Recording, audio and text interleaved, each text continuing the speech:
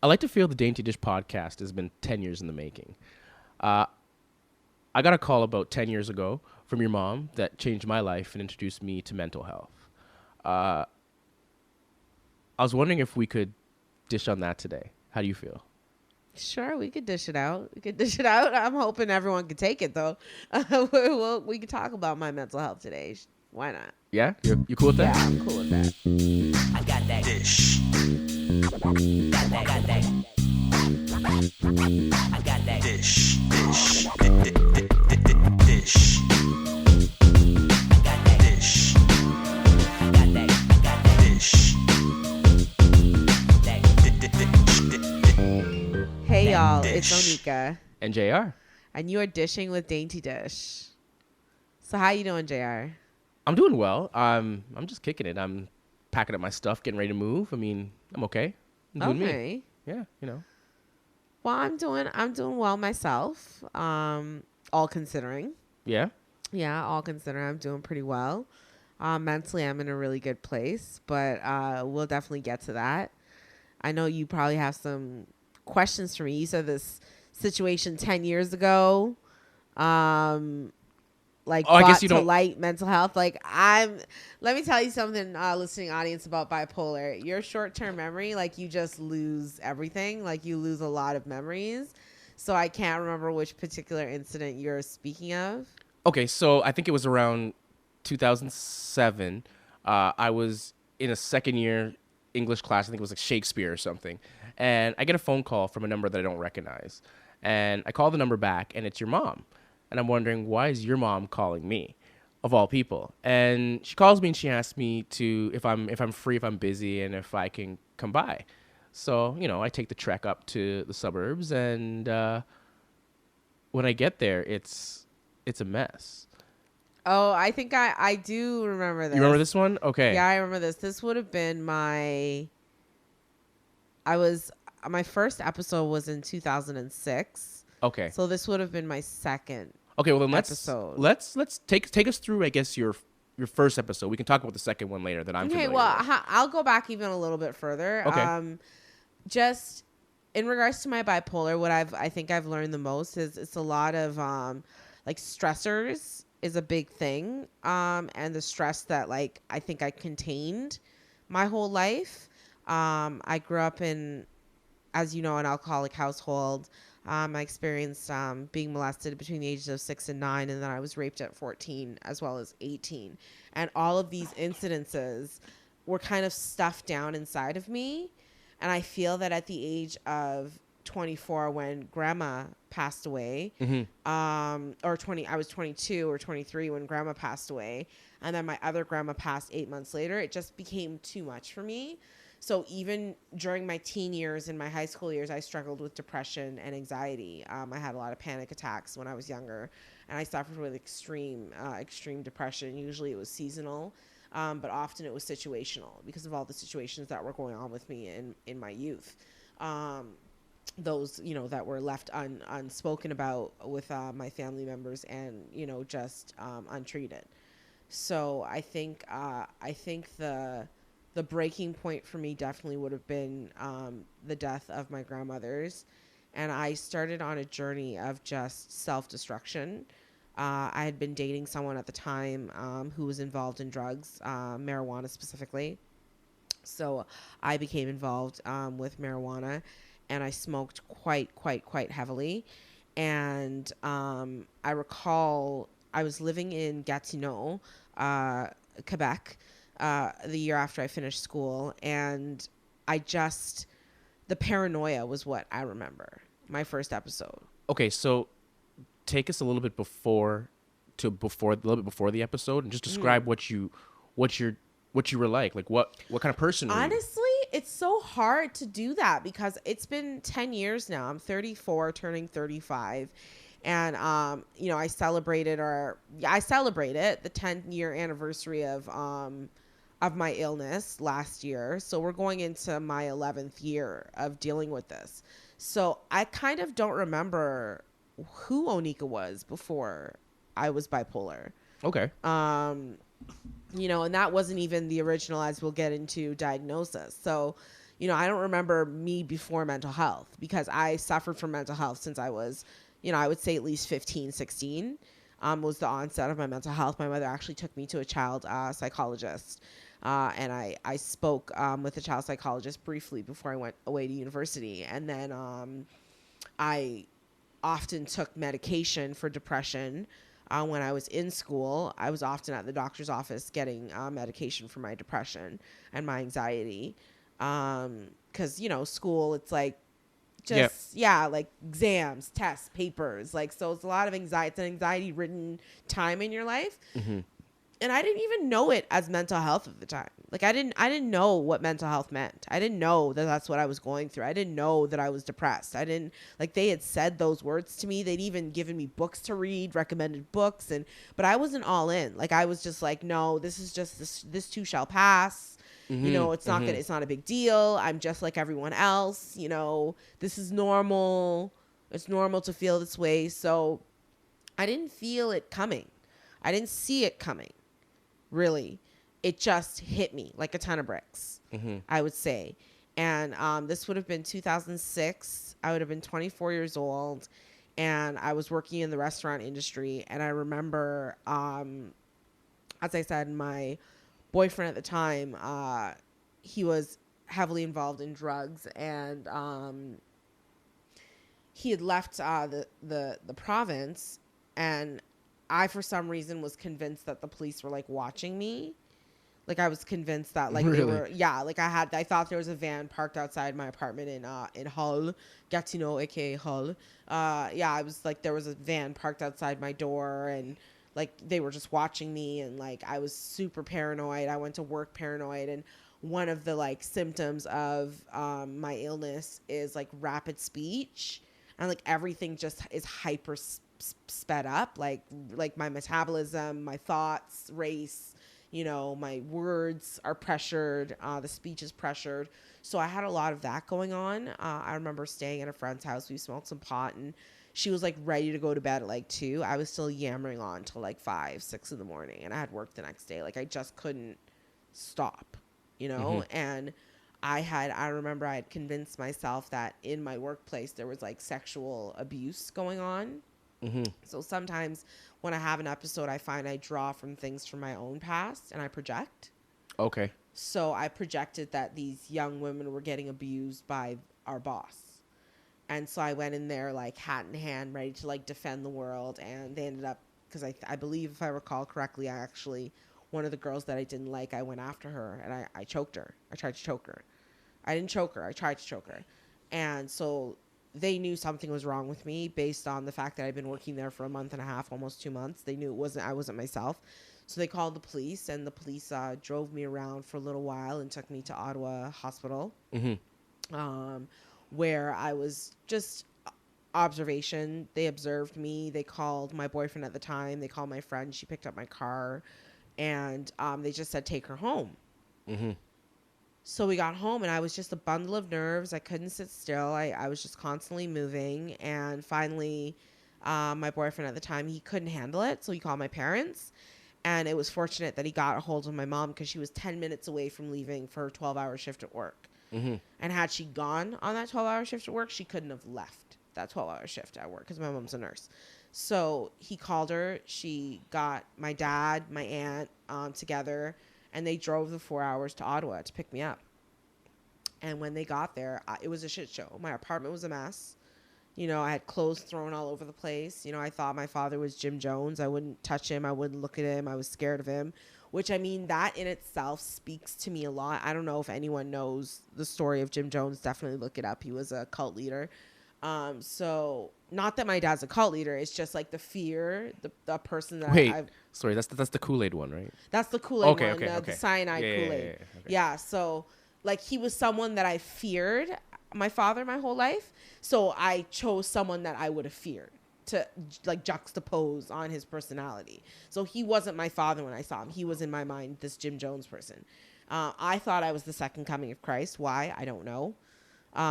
I often have wanted to do a study on religion and mental health. I think there's a connection there. I tend to have my come to Jesus moments when I'm sick.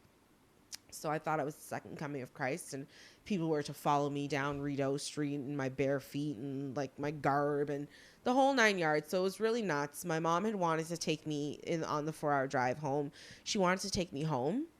She's a nurse. She knows what it's like on the mental health floors in hospitals. And she didn't want to subject her daughter to that. I remember that specifically. But by the time we got to Toronto, like Scarborough area, it just was, I was too much. Like, I'd been trying to get out of the car. She had to try to restrain me. I hadn't slept. And like, by the time I got to the hospital, my first hospital, which I'm fine with, Scarborough General is where I stayed. I was there for 3 weeks. And that first night, I remember my mom saying I hadn't slept something like 57 hours. Oh, wow. Which the body can only go 70, I think, without sleep or something like that. Like I'm a little not under sure. 3 days. Okay. So I was like 2.5 days. They had to give me some really serious tranquilizers. So I was in kind of a coma for like 3-4 days of sleep.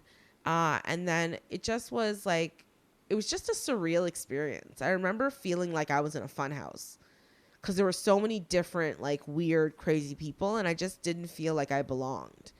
You know, I felt like this isn't really happening to me. You know, once my head started to clear up a little bit, but as I was going through it, it's kind of like a fun time. Like, you're locked up, you're with a bunch of crazy people, you get 3 square meals a day. If you behave yourself, you know, you get coloring books and crayons and games. And if you don't behave yourself, you get locked up, isolation, strapped down, you know. So, you know, it's one of those, it has its own checks and balances in the hospital. And, you know, depending on your mood and how stable you are, you know, it's not horrible. But that first time, you know, I was only in for 3 weeks. And it was pretty scary. But I think it wasn't so scary because I was still sick when they released me. And I know that now that I was still sick. And one of the medications they gave me, it was called Epival, which is often given for schizophrenia as well as bipolar medication. They didn't know what to give me because they didn't know what I had. They didn't know what I had. So they gave me this medication, which ended up giving me a flesh-eating skin disease. It was just awful. I had a rash everywhere. And the only thing they could tell me really about what was going on with me was that, you know, I had smoked the pot. They said that, you know, perhaps you were allergic and you had drug-induced psychosis. So for the first 3 years, the diagnosis was drug-induced psychosis. But I just remember thinking, especially when I had the reaction to the Epival, like, why is God doing this to me? Like, what have I done? I've been a good person. You know, I've served my family well. I've served my friends well. I've done all that I can. I've done my service to school, and, you know, I just want to be just a regular member of society. So why is this happening to me now at 24? How did I go 24 years not knowing that there was a ticking time bomb inside my head? You know what I mean? So that was really, really challenging. But the episode you were talking about in 2007, if you want to set the scene, I'll let you know what was going on in my mind at the time. Yeah, so I remember just driving up to the suburbs and getting to your parents' place, opening the door, and there was a big staircase, and I remember there were clothes all on the left side of the staircase. Because I'm left-handed. Is that it? Okay. Yeah. And I just remember walking in, and your mom just looked at me, and then I think our Auntie Joycelyn was there too. Yeah, she was. And she just kind of looked at me as well, like they didn't know what was going on. And then I see you at the top of the staircase, just in all your glory, just. And I glow. Like when you're I'm crazy, I glow. You were just up there. It was so weird. And I start walking up the stairs. I'm like, hey, what's going on? And then I'm going to pick up the clothes, and you grab my hand and you stop me, and you're like, no, there's knives in there. And I was, what? What are you talking about? And you proceeded to move some of the clothes and started pulling knives out. And your dad's a cook. He has great kitchen knives. So these things are all sharp, and I don't know what's going on here. Like, honestly, I can't tell you what the whole knife thing was about. I don't. And then you pulled a knife on me. Yeah, that was. And I remember you pulled the knife on me, and I just stopped. I looked at you, and I started to laugh, And I was like, if you're gonna pull a knife on me, you better use it. Otherwise, get that out of my face. And you dropped the knife, and you hugged me, and then we went downstairs and we went outside. And by this time, I think your dad had come home, and now the chaos began. the chaos began. Your dad went off, and now the ambulance is coming. The fire people are coming. I called everybody. The police are coming, and everyone's there, and your dad's a private guy. He doesn't want anyone in his business. That's why I did it. And now you're outside on the street. Your mom's she was just not in her the right space at that time, and the fireman's looking for someone to talk to, and they're looking at me, and I just stand there. It's my cousin. I don't know what's really going on here. I just got here. I'm about 20 years old. I don't care about what's going on. Right? I didn't really care what was going on, but it was more like, this is weird. I'd rather be at the bar right now, drinking with my friends. But okay. Yeah, you were too young to understand or to handle the crazy that was my life at the time. So I just remember them putting you in the car and taking you. I did the Queen's wave away. I remember that. I think I might have kissed my neighbor. I'm not sure why. Probably just I'd always wanted to. And then I just did the Queen's wave. I had my teddy bear Bernard with me, of course. Yeah. So I packed a little bag because I knew I was gonna be staying a while at the hospital. Because I always know, and that's the thing that once the police are called, the fun is over. Chaos is over. So we ended up driving to the hospital. I wasn't in the same vehicle as you. I think I went with your mom. I think I drove there. Yeah. I think I drove your mom to the hospital, and then our other aunt came and met us there. Yeah. And as soon as they were there, I was like, okay, this is too much for me. I'm leaving. And it's so weird. I get so angry with my mom, and I know there's a reason for it, and we'll dish on that a little bit later. But one thing I forgot though was you folded up your degree. And gave it to me. I folded up my degree and gave it to me for no reason at all, because I'm like, this doesn't matter at all to me anymore. You folded it up, gave it to me, and okay, I can't do this. My name's not on it, so I gave it back to your mom. Just give it to my mom. No, but I was saying about my mom, like, I get so mad at her for, like, I feel like it's her fault that, like, I'm being put in the hospital. So, like, usually the process is you go in, and then they do, like, a 72-hour observation, and then they form you. And it's like form 1, form 2, form 3, form 4. And it's like every form, it's an extra 2 weeks on your stay. And there's like form 41. There's different forms. But normally with my issue, I'm in the hospital anywhere from 6 to 8 weeks. So I think that's what led doctors to conclude that drug-induced psychosis wasn't actually the real diagnosis. I ended up having a really good doctor. I stayed at several different hospitals, but my home hospital in Oshawa, the doctor that was treating me explained to me that it couldn't be the drugs, although they're a stressor. They're one of many, many stressors in your life, because once the drugs are out of my system, within like a week and a half, I still have the psychosis. And I'm still going through what's called mania. So that's what bipolar is. It used to be called manic depression. Now they call it bipolar. I'm bipolar type 1. So I experience hypermanic episodes, which basically means like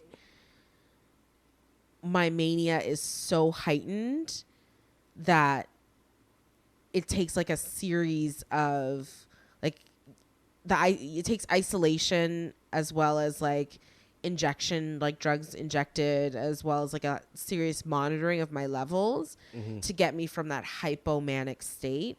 And sometimes I can get there just regularly. You might notice I have pressured speech, or I have like grandiose ideas or thoughts. Grandiosity is I kind of love your grandiose ideas. You like my grandiose I like to side. document. There are parts of my bipolar them that are beneficial to me. The grandiosity is one of them. Hypersexuality is another big one. So I become extremely promiscuous when I'm having a manic episode, like super randomly. So, and I can't really control it. I can't control. I'm a different person. Like, I'm just not, it's like Jekyll and Hyde. It really is. I'm like a completely different person. I don't sound the same. I don't behave the same way.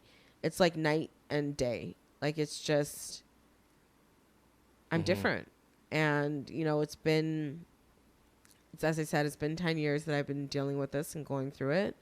And I've survived, and I'm really proud the fact that I have survived so long, and that I'll continue to keep fighting and surviving the situation.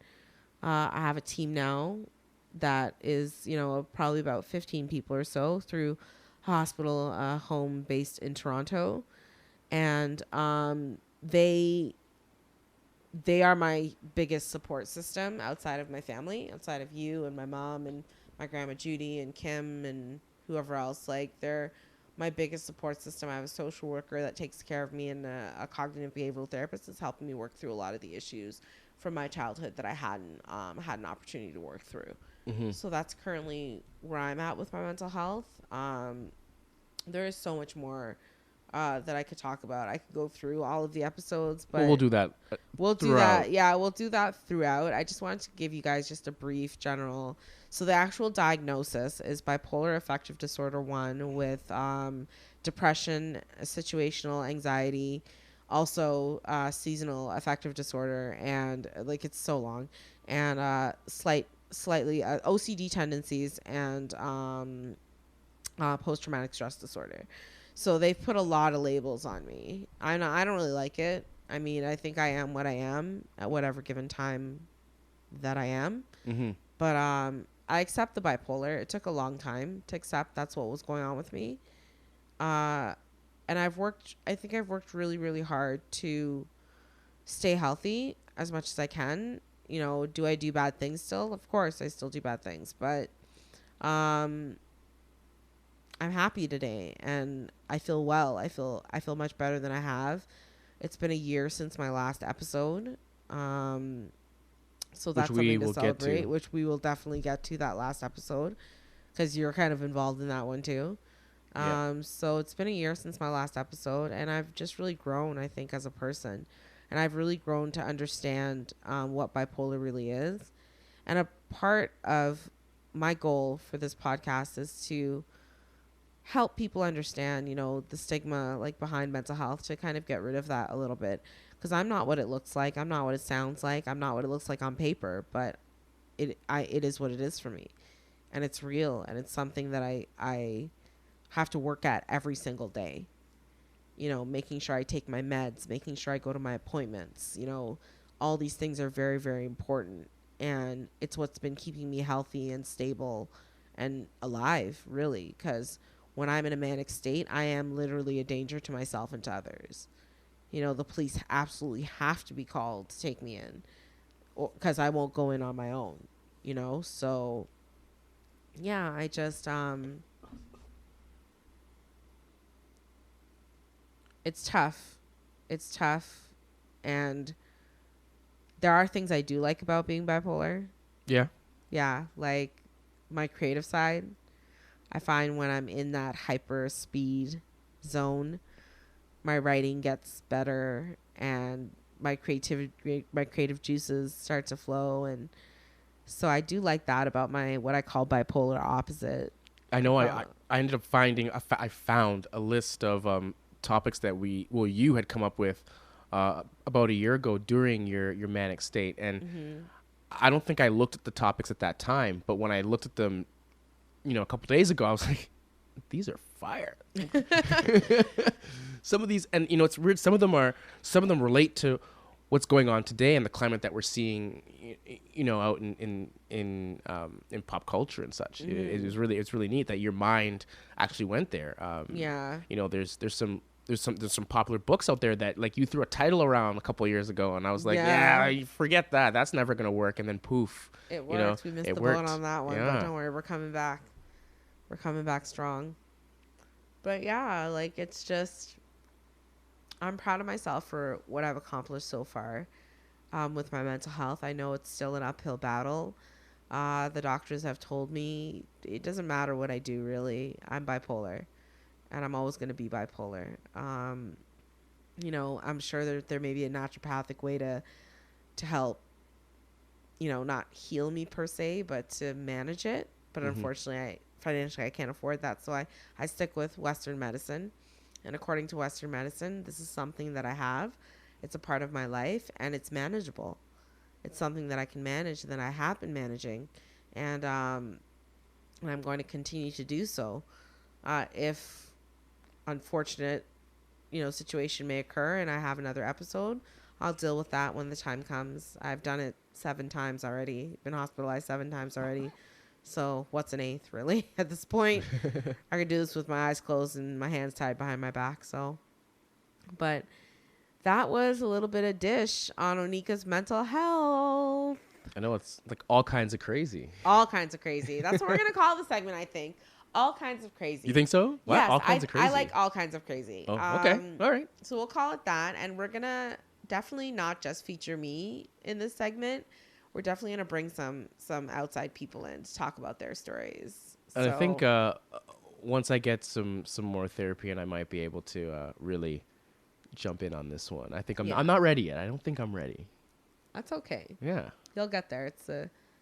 Anyhow, if anyone wants to share any type of story, or they want to reach out to Onika, please email us at dysh, DYSH, at DaintyDysh, DaintyDysh.com. You can also check us out on Facebook, Instagram. Our handle is at DaintyDysh. You can also check out our website. It's DaintyDysh.ca, I think we decided on. Yeah, We're going to settle CA. on that. Okay, so DaintyDysh, DaintyDysh.ca. That's our website. Yeah, so thank you so much for listening. I felt your presence today, audience. I really did. This was a tough one for me, so I really appreciate you getting through it with me. Until we meet again, until we dish later, you have a happy, happy hump day.